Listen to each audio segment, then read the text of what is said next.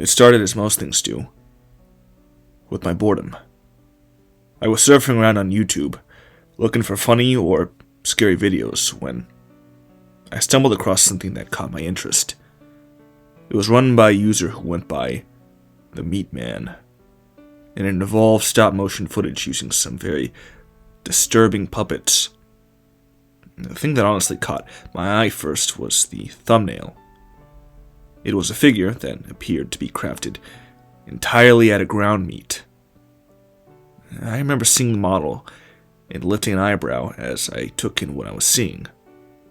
Now, when I tell you that the models were grotesque, I don't mean that they were ugly or badly made.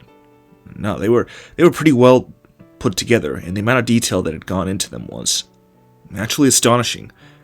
These meat puppets had hair and clothes and facial features that had all been meticulously crafted to the point of being a little uncanny. I would have almost expected them to blink or move on their own, and they seemed too lifelike for the medium. All this to say, the episode I had found was episode 5, and as I watched it, I quickly began to realize that this was no normal bit of YouTube content. Episode 5 involved 3 characters, Lisa, Steve, and Michael, as they prepared for the arrival of a 4th character, Dawn. The background music was jangly and discordant, somewhere between a calliope and a merry-go-round, and it often made the voices a little hard to hear. The characters were cleaning up the house, which was mostly a sheet of paper with windows drawn near the ceiling and some furniture crafted from modeling clay. As they cleaned, a voice told us how Lisa was being lazy and expecting Michael and Steve to do the majority of the work. I remember thinking this was odd because her character moved and dusted and tidied at least as much as the others, and they seemed to be working well together.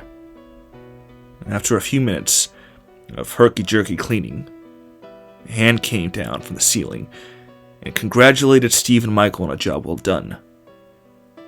It then pointed a pudgy finger at Lisa and scolded her for being so lazy. The voice said that Lisa wouldn't be allowed to join the party later, since she hadn't helped. As Michael and Steve walked off stage, Lisa's character curled into a ball as loud party music played in the background. I remember feeling bad as the last frame sat frozen in place, the camera zooming in on the prostrate Lisa as she sat hunkered against a wall. Though I couldn't hear anything over the loud party music, I could see the small figure shaking a little and thought she might be crying. What the hell was this? And why did it suddenly make me feel almost voyeuristic for watching the suffering of this lumpy knot person? After that, my morbid curiosity was hooked. I went to the attached channel and saw that he had about 10 videos up, all added within the last month or 2. His channel was small, only about 80 subscribers, and they were all in that style of stop motion where he used these figures' grotesqueness to his advantage. I found the first episode, Friendship, and decided to watch it. The video was about Lisa, the meat puppet from before, and how she was sad and lonely all by herself. The puppet mostly sat in the same familiar position, bent over, and appearing to sob. Suddenly, 2 other familiar puppets, Steve and Michael, came into the scene, and Lisa looked up and seemed happy to see them. The pudgy hand, whom she called Father, said he had seen that she was lonely and had gotten her some friends so she wouldn't cry so much. The hand stroked her delicate hair, and it seemed to be much nicer to her now than it had been in a previous episode I'd watched. The 3 hugged and said that they would be friends forever.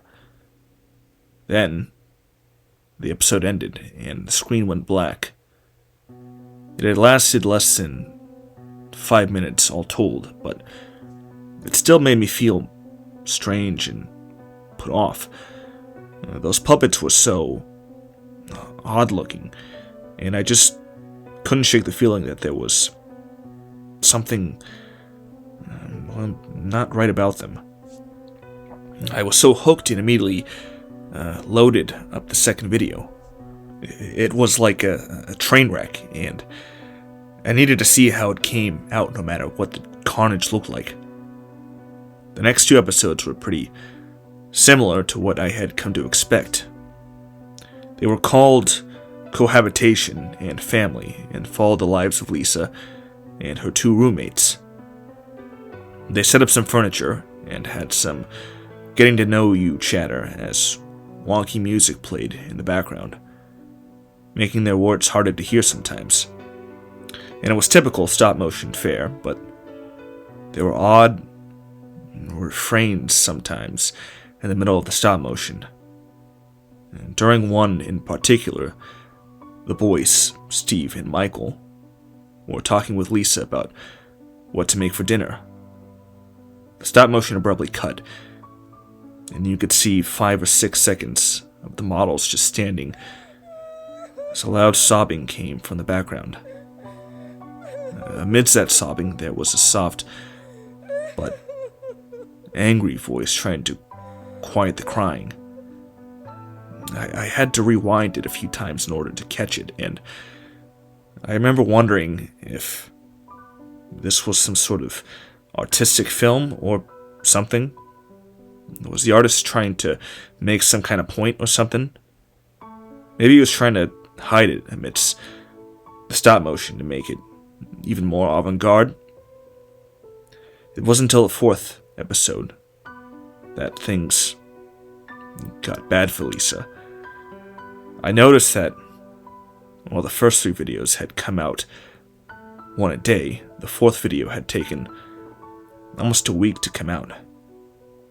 And this wouldn't have been strange for any other channel, but the total shift from episode 3 to episode 4 was quite alarming. The video was about 5 minutes long and seemed to entail Lisa going out on her own one night and getting lost. She'd gone out for a walk despite being told not to by the father's hand, and had gotten herself lost in a forest that had been drawn on white paper. The trees were the big swampy kind you'd often saw on kids' arts assignments, and it was clear that Father Hand was no artist.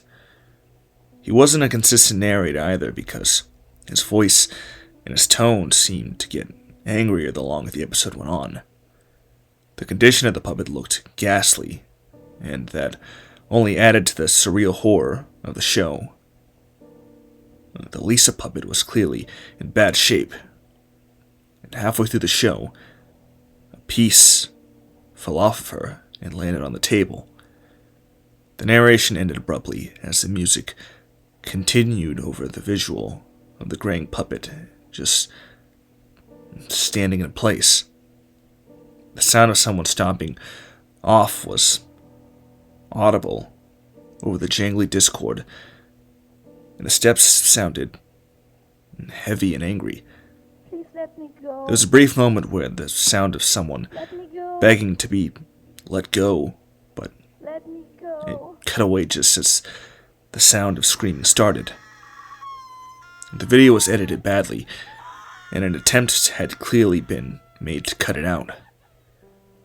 When the show resumed, the Lisa puppet was completed again with what appeared to be a fresh hunk of meat attached. The piece that had fallen off, however, still lay on the table as though it was no more useful than a snakeskin now. Towards the end of the episode, the Lisa puppet bent over and seemed to weep as she was alone and scared in the forest. This weeping was overlaid by a soft and frantic weeping in the background, though I'm not sure we were meant to hear that part.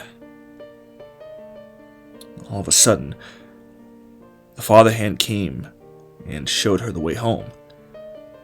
It scolded her for running away and told her she must never do that again. Much like an actual father, the hand seemed relieved as well as angry, and Lisa went with him to the house meekly enough. When they returned, the Steve and Michael puppets didn't seem to be happy to see her. They shunned her silently, and the episode ended with Lisa crying in a corner somewhere. Then the episode faded to black, and the credits rolled. I hovered my mouse over episode 6, not sure if I really wanted to watch it.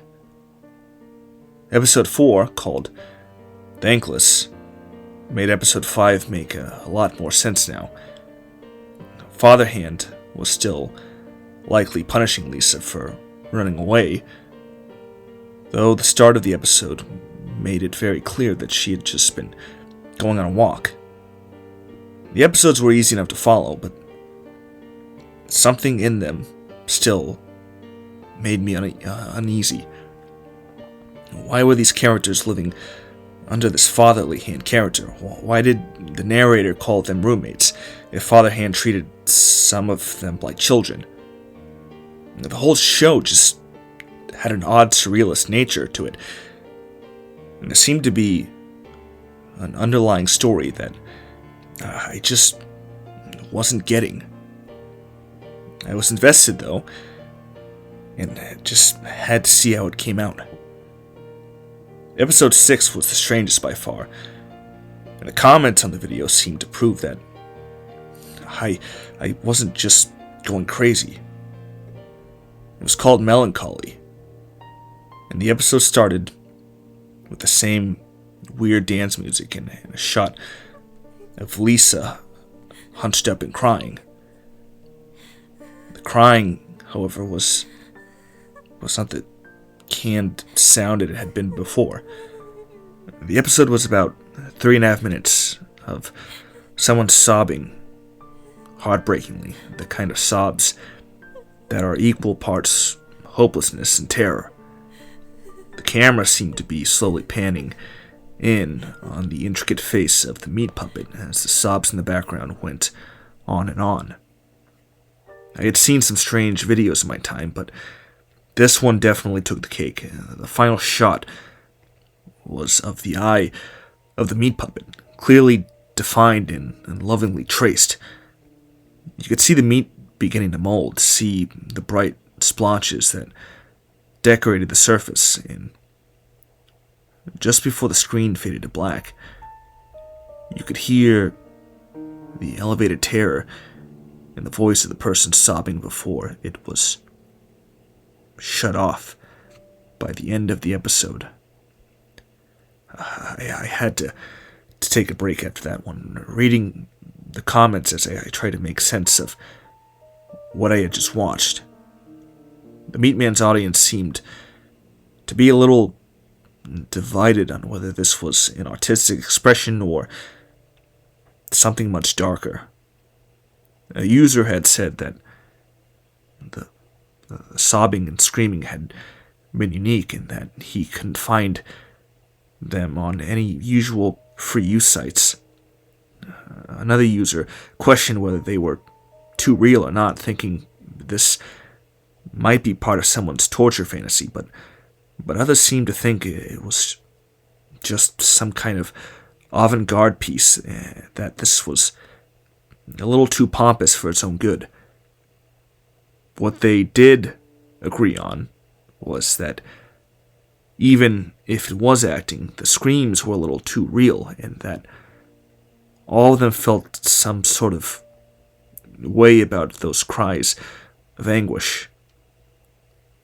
I had hoped that maybe episode 7 would be a return to sanity, but episode 7, called Jealousy, was just as weird. The narrator was telling us that the Dawn character was adjusting very nicely to the house. All the tenants loved her, they all wanted to be her friend, and indeed the Father Hand, Steve, and Michael were all standing around her and moving animately. Only one character, Lisa, didn't seem to want to be friends with Dawn. She seemed to be in another room, still hunkered up and crying. The narrator explained that Lisa was jealous of Dawn and that Father was becoming cross with her attitude. The sobs from the previous episode were gone, but there were some other low noises barely discernible over the loud jangly music.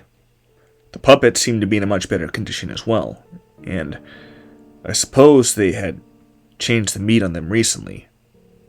The father hand came and yelled at Lisa some more, but she just stayed hunkered up and crying. And finally he left and the episode ended as the camera zoomed in on a little meat woman hunkered in her anguish. I looked at the next episode and wondered if I really wanted to see more. It felt like I had been watching for hours, but it turned out that all 7 episodes had taken less than 30 minutes. Something about watching the byplay between the characters had gripped me, and I felt that I needed to finish it. And at the same time, there was something much darker here than I had expected. This was like someone's confession. The whole thing felt very intimate, and I felt almost voyeuristic for watching it. I clicked the next episode, though, telling myself that another 3 episodes wouldn't do too much damage. How wrong I was. Episode 8, called Hatred, opened with Lisa leaning against the paper wall as the others tried to get into her room. They started out nicely, asking her to come out, wanting to talk and wanting to see her. The narrator told us that Lisa had been shirking her chores and saying unkind things to Father Hand about the other roommates. Father Hand had, of course, shared these things with the others, and now they wanted to talk with her. As their knocks became pounds, all 3 of them pulling up on the paper door as they banged and kicked, Lisa pulled her hands to her ears and pulled her head between her knees. The narrator told us how Michael and Steve wanted to talk with her, and how Dawn was really upset that Lisa would judge her so hastily. As they pounded and banged on the paper door, Father Hand suddenly came into the scene. Lisa looked up from her knees and seemed unsure of what to make of the sudden appearance of the fatherly phalange. Father Hand told her that she had brought discord to the house and that he can no longer ignore her insolence. The hand turned itself into a fist and began to beat the puppet savagely. Chunks of meat fell off and were squashed beneath the pounding. The wire body was twisted and warped, and the whole scene was made all the more horrific by the overlying carnival tune that stretched like razors across my brain. It ended as Steve and Michael knocked and the camera zoomed in on the sad pile of meat that Lisa had become. The episode ended abruptly, and when I saw a pale figure staring back at me from the suddenly dark screen, it took me half a second to realize the pale and sweating figure was me.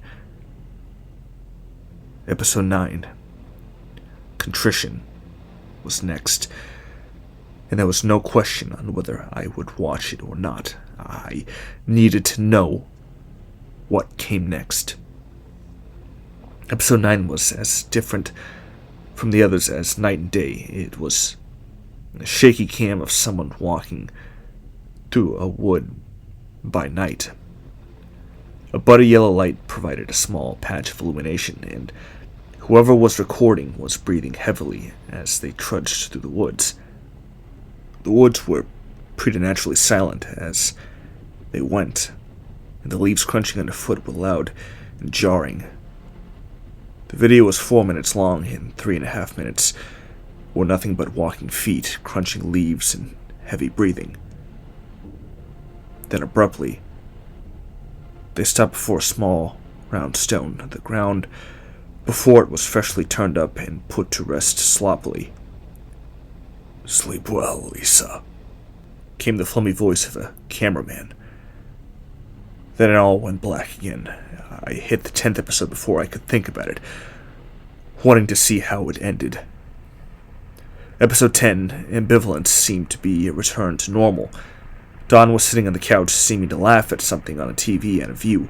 Michael and Steve seemed to be milling about, cleaning or just chatting. The wall that had marked Lisa's room was nowhere to be seen. The father hand looked over them benevolently as the narrator told us how Michael, looking for a book he had misplaced, and Dawn watching her favorite show. All seemed well, all seemed normal. Other than the broken corpse of Lisa that lay on the floor. The damage that father hand had done still lay about the ground, and the meat was brown and dry. Flies had begun to circle the meat body, and if one of the puppets had to go near her, they all seemed to walk unheeding over her body. The only character who seemed to notice her was the father hand. He would look down at her from time to time, almost smugly, and shake his head before looking back at the other happy puppets.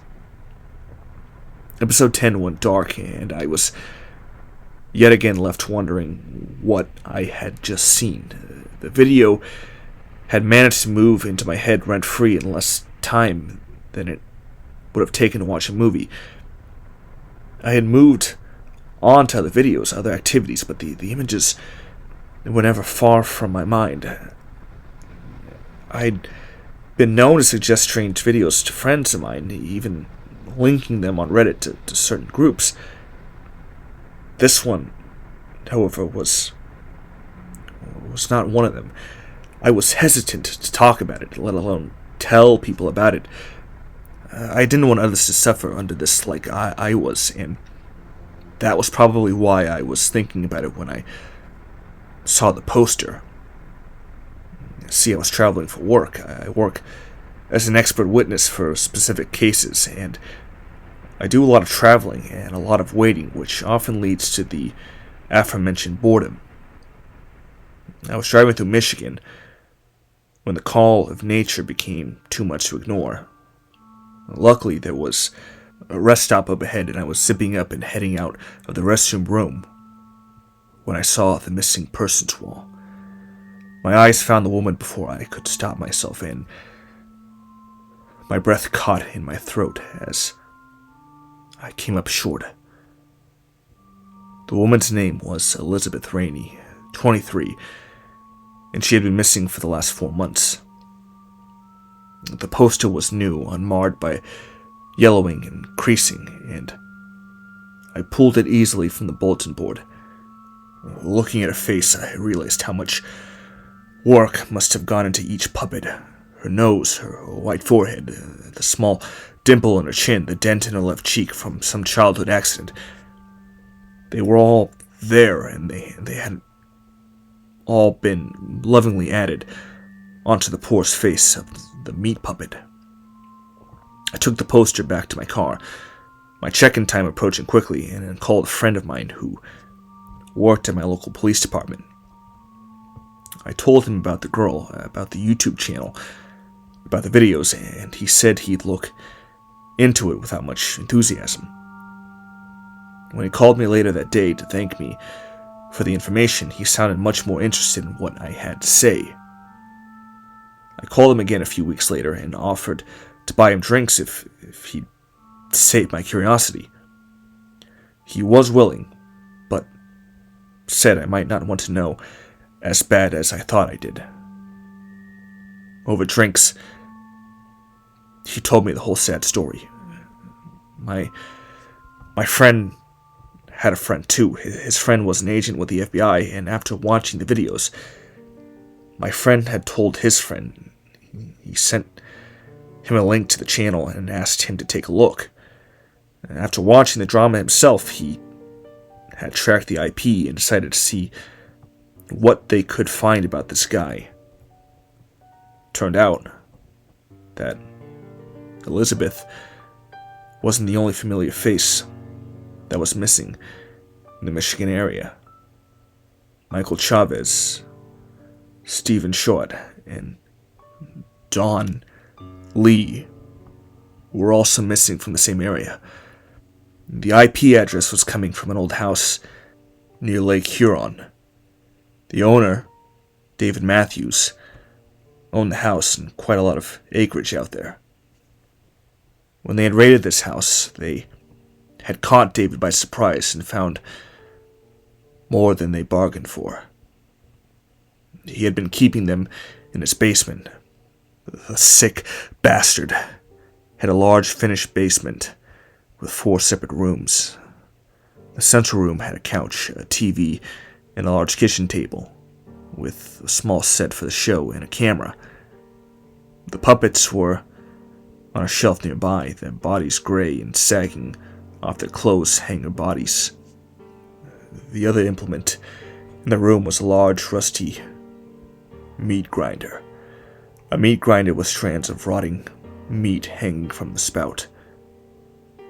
He said the flies had been thick in the room, and the sounds of moans had not begun until they started kicking down doors.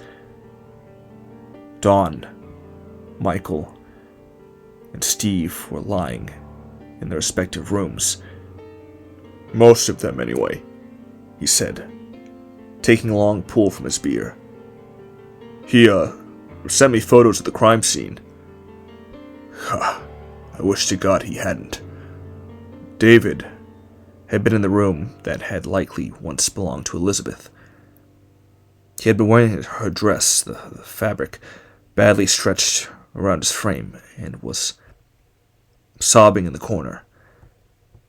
No matter what the agent said to him, his response was always the same, his rocking making a strange grinding noise as his butt slid over the concrete.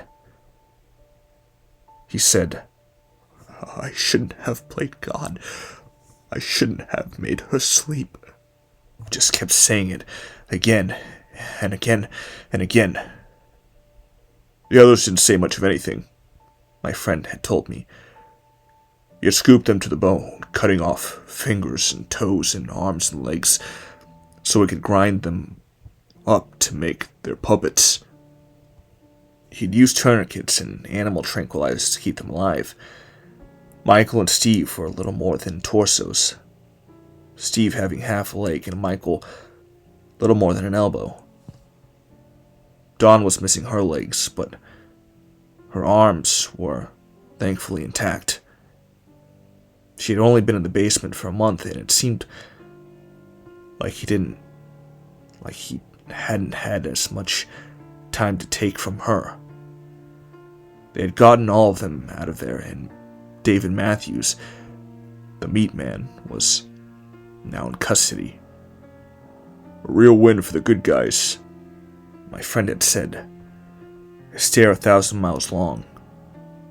Though none of them will ever walk again. The men are in a catatonic state, and the girl only gibberish.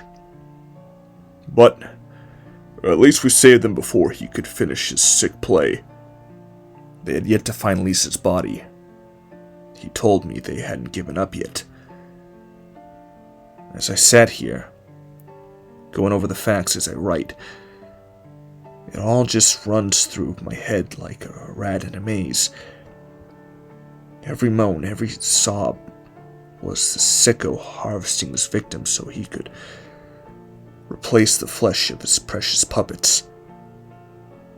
I was an unwilling participant in this, watching and encouraging the sick bastard to continue.